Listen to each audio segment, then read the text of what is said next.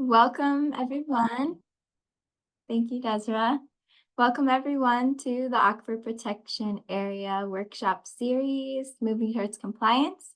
I'm Molly Johnson, Community Planner here with Naugatuck+Valley Council of Governments. And on behalf of the Community Planning Division, we welcome you and we thank you for your participation in the series. This is our final session of the workshop series, and we really wanted to provide this opportunity to break down a pathway to compliance for the Aquifer Protection Area program and connect you with the Connecticut Department of Energy and Environmental Protection staff who can support you and answer any questions. And we're really thankful to have them here today and to have had them for this whole series to be sharing their knowledge with us. So this session will have a Q&A portion, so keep that in mind if any questions come up as our presenters are speaking. And it will be recorded as it's currently being recorded, but we will stop the recording at the Q&A portion just so that we can cultivate a friendly conversation and no pressure of the recording. And then finally, I wanted to make sure before we get started that you are aware of ways to access the resources that have been provided throughout the series. So I have a picture on the screen, a screenshot from the NVCOG website. I'll put the link in the chat. And basically, we have an education and training page where you can find the recordings from past sessions, as well as the support materials folder, zip file folder that was shared with participants via email.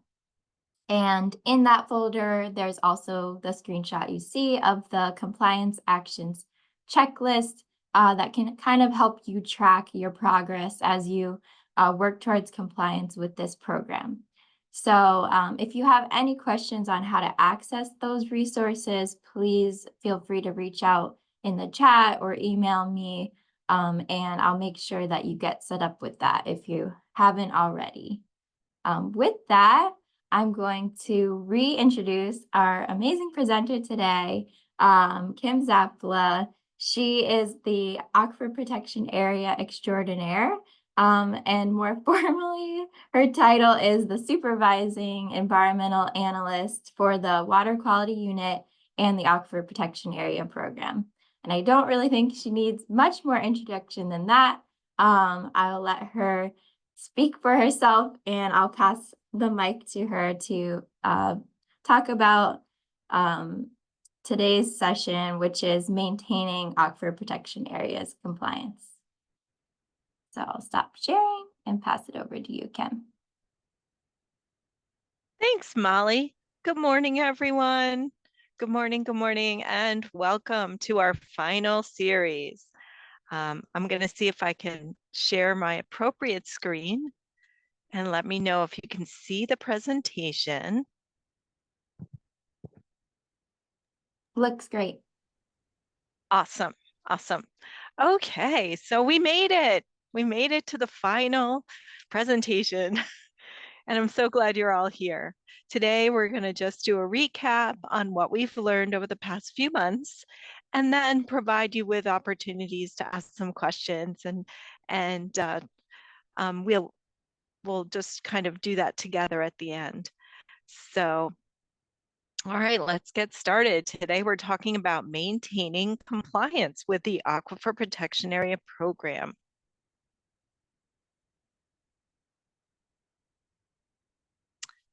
So in the beginning of our presentations, we talked about the Aquifer Protection Agency and their roles and responsibilities.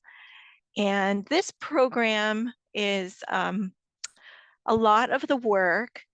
It falls to the responsibility of the Municipal Aquifer Protection Agency and the agent designated to assist the agency. So the agency is responsible for program administration and enforcement. And the responsibilities include some of the duties are delineating the Aquifer Protection Area boundary, adopting Aquifer Protection Area regulations, completing a land use inventory, registering regulated activities, enforcing compliance, conducting site inspections, and ensuring compliance at these facilities. We'd like to see the agency hold regular meetings at least once a year. That's DEEP's recommendation.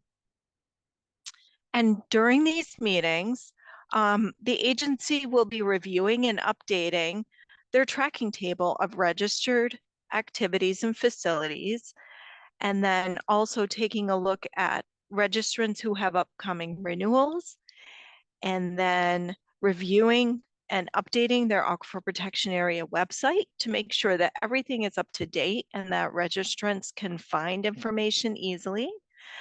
And also have meeting schedules and meeting notes and minutes also available on the website. And then monitor regulatory updates that DEEP would be sending you.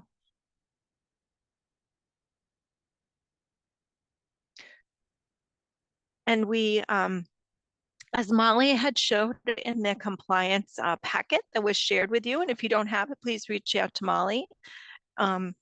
This is reference to the compliance action checklist.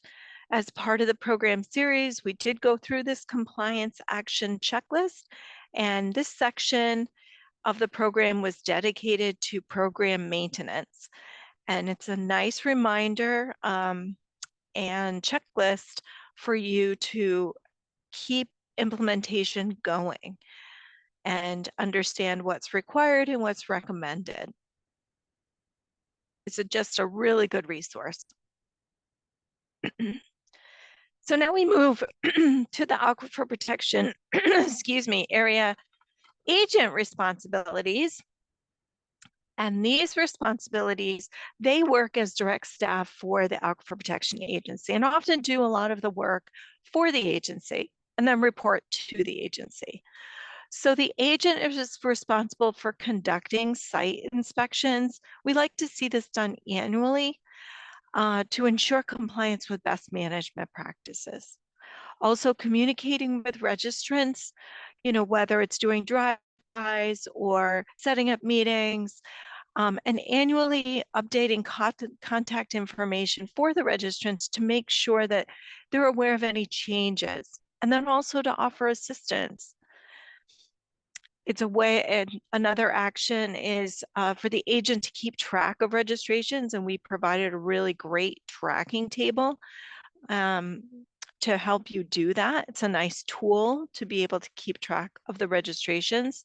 And then for renewals, sending reminders to registrants 60 days prior to the expiration will help ensure that the registrants are aware that they need to renew and also offer assistance at that point if they need technical assistance to complete registration renewals, if there's been any changes in ownership or transfers of registrations especially.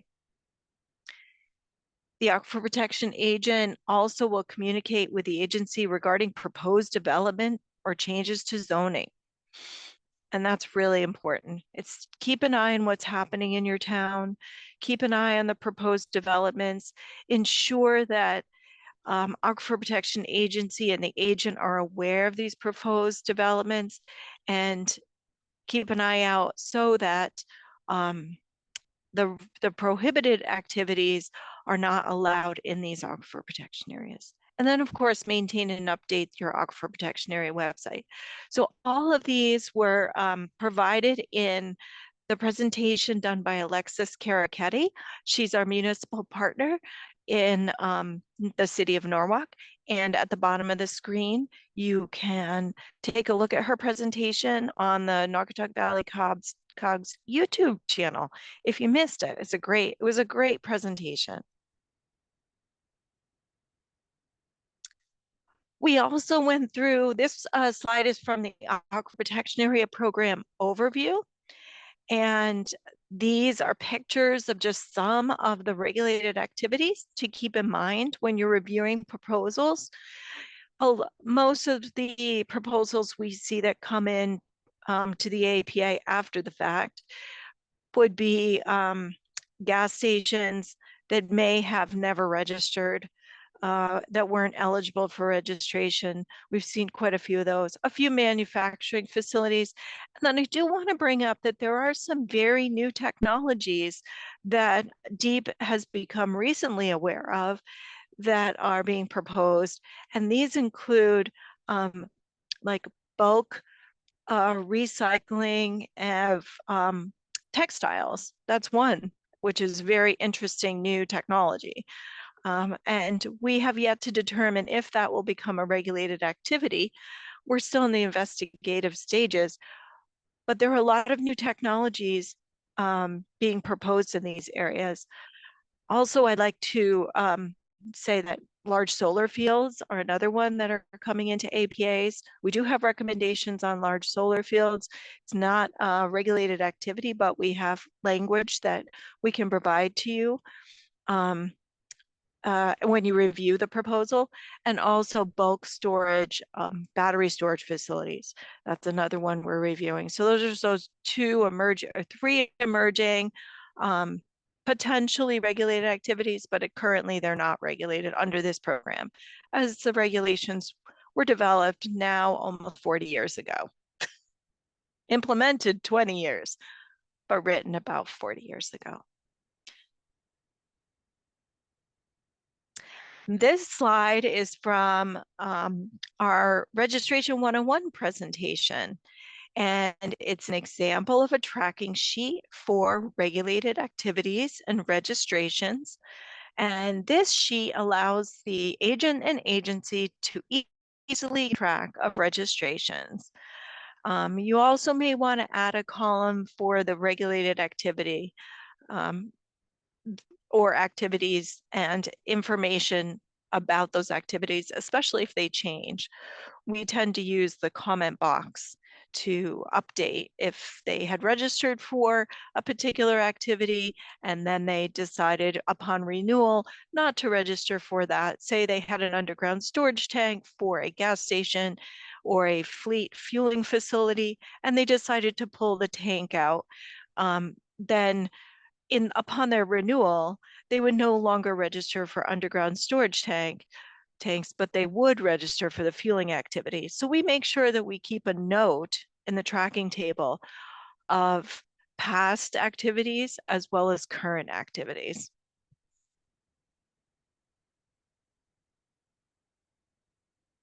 This slide is from our site inspections presentation.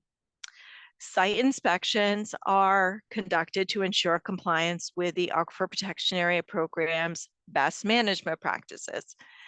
And in our registrations, there's standard language which gives permission to the agency or its duly authorized agent to make regular inspections of the facility and associated properties, except for private residents, at reasonable hours.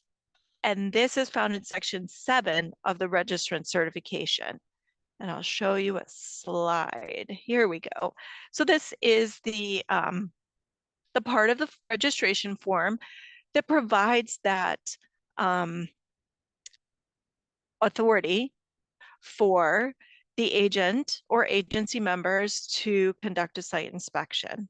So by certifying, the registrant is allowing you on the property, on site, to check things out during reasonable office hours.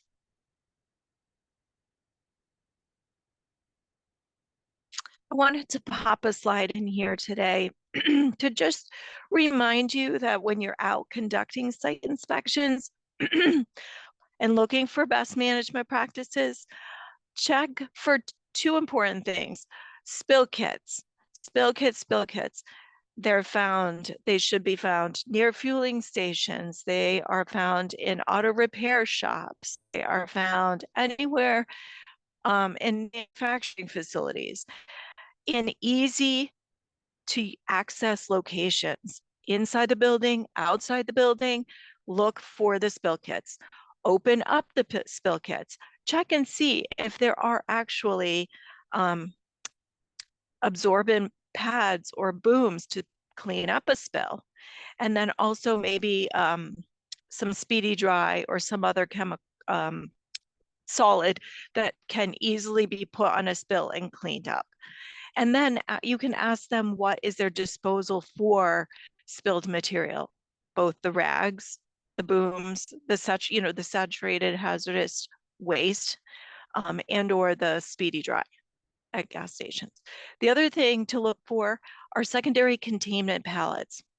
And the image on the right shows proper storage of hazardous waste, but not only hazardous waste, we want to ensure that hazardous materials, so raw materials and hazardous waste, are stored on secondary containment pallets.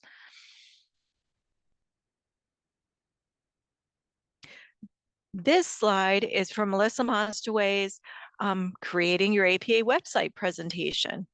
And the slide provides a quick summary of the components of the website that to include, and from navigation to agency information, the regulatory information, the meeting schedule of the agency, with a link to the calendar or agenda and minutes, very important, and then additional resources linked to DEEP's website, where we have model regulations, interactive map, and the municipal manual. This is another slide from Melissa's Mostaway's presentation on creating your website. And these were additional helpful links and resources that you can link on your website that can offer very easy to use links for the public, for the regulated community, for your municipal agents, and your agency members. So with that, that's kind of a recap of our slides that we went through over the past few months. And now something new and exciting, and Molly's going to help us with this. And it is a group poll. So Molly, I'm going to toss it back over to you. And I'm not really sure if I should stop screen sharing. Desiree, do you want to launch it or you want me to? Yeah, I'll launch it. Okay, great. Can everyone Do I see? stop? You can leave it, Kim. You can leave your slides. Perfect.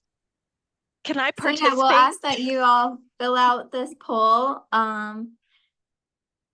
It's anonymous. What's your biggest challenge that you've had with compliance? Mm-hmm.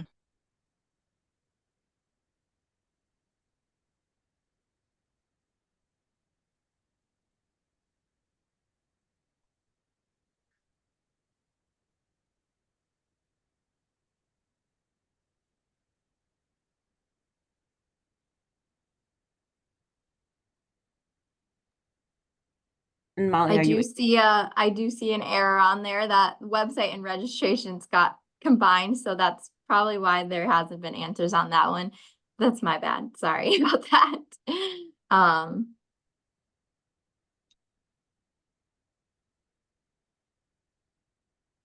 I think that's probably everyone who implements the APA program. So I'm gonna end the poll.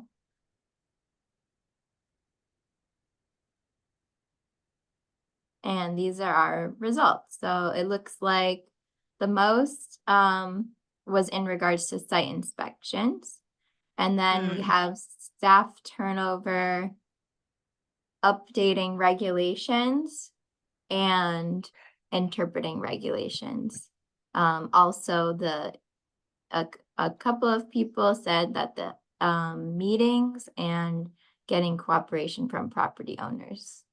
But maybe if maybe people would have put registrations or website if that wasn't combined. But I think this is a pretty good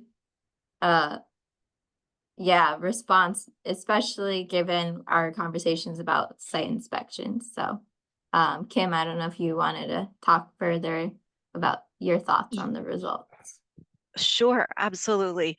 And I think we can go into a deeper dive when we turn off the recording in our Q&A session on site inspections. But as far as site inspections, we as DEEP staff will, we offer to come out and assist you. We'll come out for a half a day and we'll go through your the sites that you're unsure of. We'll help you communicate with potential registrants, and we'll help you to know what to look for when you're on site, you know, both inside and outside a building. And once you've done it a few times with DEEP staff, I think you'll feel more confident and be able to conduct site inspections, you know, on your own. And you start to build a relationship with your regulated community. And once you gain their trust, and it's really about compliance assistance in the beginning and offering them that technical assistance when you're doing the site inspections. If you approach it in that manner, it'll be received better and you'll get compliance. If you explain, well, I noticed you don't have any spill kits, you'll need to buy some spill kits and place them next to the fuel pumps inside your auto repair garage, and we can assist you with that.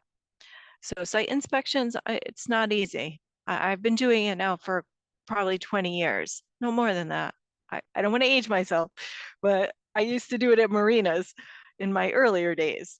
And that was much more challenging because the coastal waters are a direct path to, you know, the potential contamination of our waterways. This is now about drinking water, and it's not as easy to see. So we can definitely help you with those site inspections. Please, please reach out to us. We'd love to come out and help you conduct some site inspections. Staff turnovers, it's expected. We've seen it happen. And to address staff turnover, I think the best resource is to, once you do have new staff on board, is to take advantage of our online aquifer protection training that's hosted at UConn.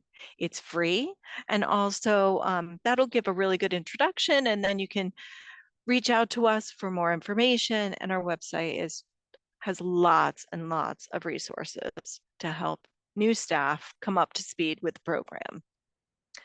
Updating regulations. So we have the 2010 version, which is now 14 years old.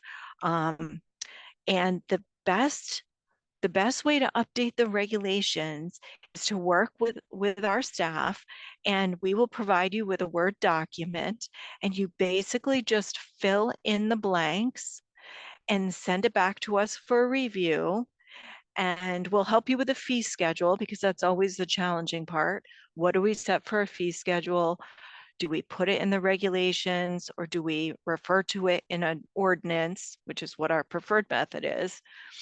And then how to go about the process of holding the public hearing and putting out the public notice, and how does the agency actually adopt the regulations, and what happens next? So the agency adopts the regulations, and then they have to come back to DEEP for final approval from the commissioner. With the approval, then the regulations at the local level become effective. So that's updating the regulations. We're happy to help you with that. We can walk you through the process step by step. Interpreting regulations, that's a tricky one. That comes with experience. And we do have nice frequently asked questions on interpretation and interpreting our regulations that both Melissa Fonstock and Melissa Mostaway and myself have been collaborating and combining. And with legal's review, as the program evolves, we are getting more legal advice on how to implement the program and interpret the regulations. And so we can help you with that as well. And maybe something we could do is potentially update our frequently asked questions on our website, so that we'll do that on our part to make that current with current topics, and especially those areas of the regulations that you find challenging. And we can talk about that in the Q&A session when we're off the recording. But if there's certain areas of the regs that are challenging to you, let's talk about them. As a team, we can work together and find a solution or a resolution. Agency meetings. Okay. So I'm not sure exactly what the challenge is there, but agency meetings need to be held separately from the Planning and Zoning or Inland Wetlands or Conservation Commission. So they have to be separate meetings. They need to be open and closed as their own aquifer protection aquifer protection agency meeting, published as an independent meeting. Meeting minutes and notes need to be publicly available. The meeting itself needs to be public. And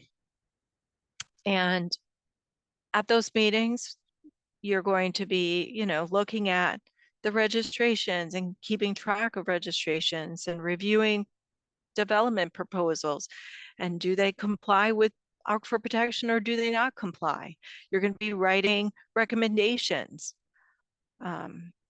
or restrictions, in your notes on the record, keeping it on the record, informing planning and zoning, inland wetlands and conservation on your decision. What's allowed, what's not allowed. Very important role the Aquifer Protection Agency has. And then property owner cooperation.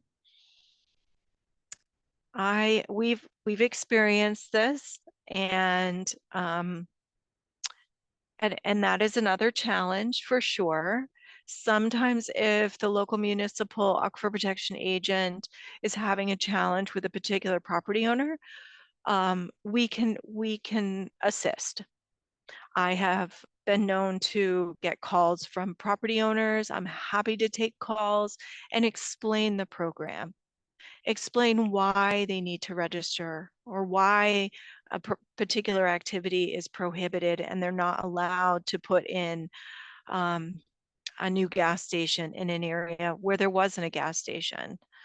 So that's something that we can assist with. And I think that's it. This is a great poll. Thanks. Yeah, and I just wanted to say that they were only allowed to pick one option, so there might be like some, people who had to choose, and there are I'm sure multiple concerns Okay. and challenges, but they had to pick the biggest one. So okay. So and we then can we talk do, about that during the Q&A. yeah. We do have a question. I think, let's see. Kim, if you wanted to finish up with your slides, Sure. and then we can stop the recording and move into Q&A. Okay. Very good. Okay, so I'm going to advance the slides if I can. Okay, so wrapping things up, we want you to stay in the know. We want you to review DEEP's Aquifer Protection Area website for updates, and also send us an email if contacts change, so that we're sending out current information to the right person. Keep up to date with Aquifer Protection Area training and review the Aquifer Protection Area interactive map. We are actually in the process of updating that map because the old platform is no longer supported. So look for a new APA interactive map coming your way soon. Review public notices, and then of course, connect with your Council of Governments. And Communicate with DPH, and your water company partners with questions and concerns. We're here to help you. I'm so happy that we have a full staff now. There's 3 of us, and our names and contact information are on the screen, and you'll get a copy of this presentation, so you'll have our contact information. We have a general email inbox that we check regularly, so if you want to shoot us an email that way. And also the Department of Public Health and our water company contacts. Please reach out to all of us if you have questions or concerns, or you're looking at a proposal and you don't know what to do, you don't know how to comment. Let us help you. That's what we're here for. You can also refer to the Aquifer Protection Area Program Series archive. The links to the Naugatuck+Valley COGS education and training pages there, and the link to the Naugatuck+Valley COGS YouTube channel, where you can find all of the program series resources. And finally, a big thank you. Thank you to the Naugatuck+Valley Council of Governments. Thank you, Molly Johnson, S.N. Villalba, Aaron Boudris, and I hope I can say this right, but Desira? Desra, yeah, Desra. Desra She's our Blanchard, our amazing tech tech. whiz. Yay! And our municipal presenter, Alexis Carachetti, City of Norwalk. She did a great presentation. And thank you to all of you, the Naugatuck+Valley COG Aquifer Protection Area Program Series participants. This was made possible by all of you participating over these past few months. So we thank you. And if there's any other COGs out there that are interested in a program series, we are happy to help. So thank you. Thanks, Kim. Okay, yeah, I'll stop the recording.